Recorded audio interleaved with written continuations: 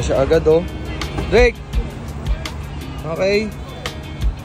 Ito pala yung unang practice namin ng Team Manliklik kung paano mag-camping. Ito yung parang magiging training ground namin bago kami sumabak sa totoong camping. Pero ang maganda talaga dito sa ginawa namin, yung magbabanding kaming pamilya. Walang gadget, walang cellphone, talagang purong banding lang sa mga bata. Tapos tinuruan namin sila bago kami umalis kung ano yung mga gagawin nila pagdating sa pepestuhan namin. Maganda to kasi matututo sila sa pagliligpit at sa pagsinop ng mga gamit. Bossy! Ito princess. Ito yung boss, oh boss. Bossy!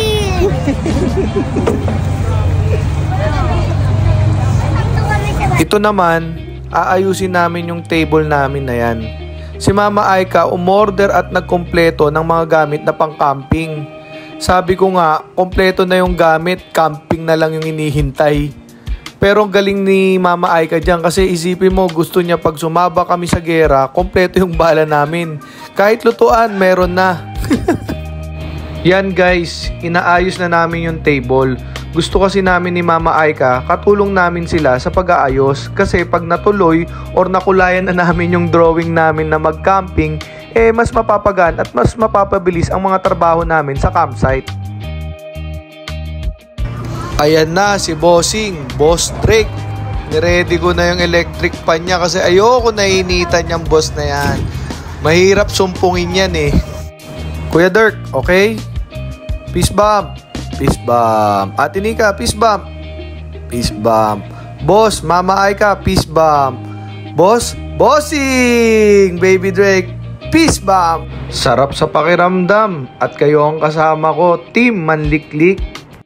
Gusto mo spaghetti, gusto mo burger, gusto mo fries, gusto mo gravy, gusto mo chicken nuggets. Chicken nuggets! Dami naman. Fries! O sige na, bibili muna kami. Okay.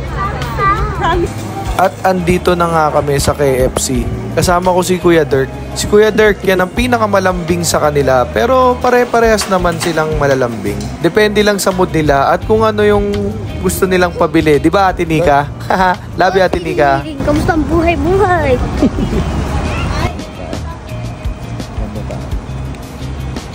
Ito talaga yung boss eh, oh. Naka-electric pan ko, oh, boss. Bossy. Pa? Hello guys. May spaghetti ako. Tapos, may inom ako. Ito, masasaksihan nyo si Boss Drake kung paano mag-food trip at paano siya mag-vlog. Nakakatuwa lang, siya mismo. Oo, siya mismo ang nag-video niyan habang kumakain siya. Hinayaan lang namin siya para makakain naman kami ng maayos. Kasi sa totoo lang, hindi malikot at hindi magulo si Boss Drake. Napaka-behave. At ang haba niyang vlog niya na yan, kinat ko na lang. Pero panoorin nyo, napaka-bibo ng bunso ko na yan. Ibon. Nakabidyo ka pa. Ano lang siya, chicken? Walang drumstick. Ano lang? Ano to? Spicy? Kay Papa. Gusto mo spicy?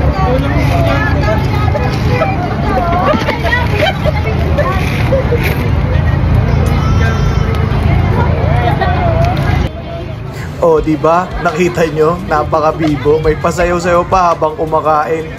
At yung katabi namin dyan, nagtatawanan na katingin kay Boss Drake eh. Ang kulit. Katulad nga ng sinabi ko, mahaba yung video ni Boss Drake. Kasi nga gutom na kami at gusto namin makakain ng maayos. Kaya hinayaan na namin siya mag-food vlog mag-isa.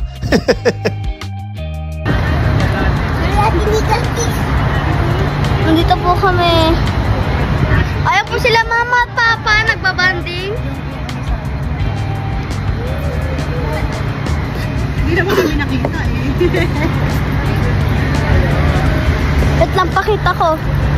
Ayan sila guys. Picture muna kami, picture mo kami. Sana ko! Uy, no. Tsaka hindi na kami magpipicture. Okay. Malaglag to. Ayan guys. So ayan po si ate. Manakot ka. Hindi, joke lang. Okay. Picture ka muna, mama. Niloko mo na naman si mama mo, Kuya Dirt. Picture pero video yan. Picture video yan. Picture, ano? Pipindutin mo yan. So, guys, picture lang po sila. Picture ba yun? Ayun o, picture. Nakita! Yung ano, yung... Po siya. Hi ka. I-vlog. Kiss ka. Kung paano umakyat. Tagal mo yung slippers. Akyat reveal. Papa, pwede pa kuha ng chinelas. So guys, hi. Hi ka muna. Hi. Hug kuya. Love ako niyan eh. Diba? Love mo ako? Ano sila mama? Bibili pa po sila ng Starbucks. Starbucks. At si Drake, anong ginagawa mo dyan for today? Ate flat. Pa ikaw, anong ginagawa mo dyan? Namukhang gamot. So guys, wala akong gamot. Relax lang ako dito. Ito, hindi ko alam kung anong trip niya ngayon. Si Papa umiinom ng gamot. At ako, relax lang. At habang inihintay namin si Mama Aika at Ate Nika, si Kuya Dirk at si Boss Drake, tamang banding yung magkuya. Sarap nilang pagmasdan. Pinag-uusapan nito dalawa. Ano? Nagbubulungan kayo dyan, ha?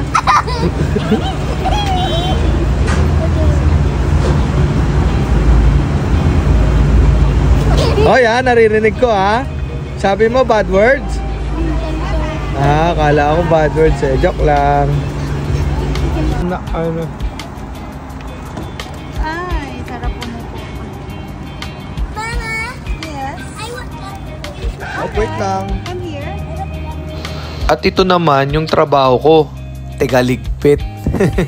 Sabi ko nga sa kanila, pag nag-camping na tayo, relax at mag-enjoy at mag-banding lang kami. Yung oras at sa araw-araw tayong busy, maglaan tayo ng oras para sa ating pamilya. Yung tayo lang, ikukwento natin yung mga nangyari sa buhay natin. Minsan yung sekreto ng mga anak ko nabubukayo namin ni Mama Aika. Kasi iba talaga pag nagkakaroon kayo ng family bonding. Madalas ako umaalis kasi sa hanap buhay namin, daily grind ba? Para sa tamang proseso ng buhay. Walang shortcut. Lahat ng hirap pagdadaanan mo para sa kinabukasan ng pamilya mo. Basta sa tama at wala kang niloloko na tao. Humugot pa nga no? Totoo talaga. Dadaan ka sa tamang proseso. Sa kahit anong aspeto ng buhay. Pag dinaanan mo yan at nagtagumpay ka, sobrang sarap sa pakiramdam. Yung tipong di mo namamalayan, naiiyak ka na sa saya. At bago matapos tong video na to, nais kong magpasalamat sa inyo.